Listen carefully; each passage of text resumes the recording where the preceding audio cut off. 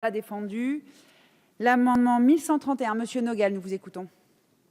Oui, merci Madame la Présidente. Cet amendement vise à fixer un taux de TVA réduit pour la location des matériels pour les personnes à mobilité réduite, notamment les fauteuils roulants.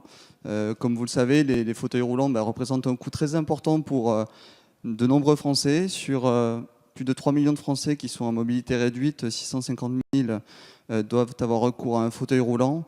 Et donc il me semble qu'avec l'ensemble des mesures prises par le gouvernement et notamment l'augmentation de l'allocation pour adultes handicapés, c'est une mesure de justice sociale qui permettra à de nombreuses personnes à mobilité réduite d'avoir accès à du matériel adapté, du matériel qui soit donc adapté à leur handicap qui parfois peut évoluer. Donc j'espère que cet amendement sera voté à l'unanimité par notre Assemblée. Je vous remercie. Je vous remercie, Monsieur Nogal. Monsieur le rapporteur, votre avis pour la commission? Avis favorable. Favorable, merci. Monsieur le ministre, votre avis pour le gouvernement?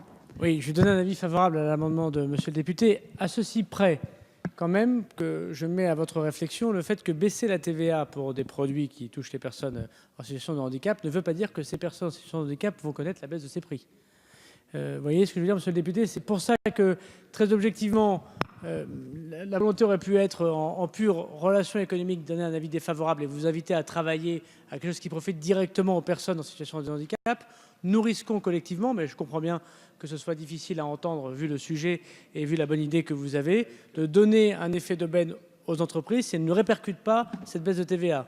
Donc je crois qu'il y a peut-être une réflexion à faire. Est-ce qu'on pourrait imaginer, monsieur le député, sinon ce sera un avis favorable, ne vous en inquiétez pas, de réfléchir un peu à cette situation et revenir en deuxième lecture sur quelque chose qui sera vraiment quelque chose de baisse pour les personnes handicapées. Sinon, on le maintient, vous le votez, et peut-être qu'on pourrait l'amender intelligemment en deuxième lecture pour pouvoir que ce soit directement sur le pouvoir d'achat des personnes en situation de handicap.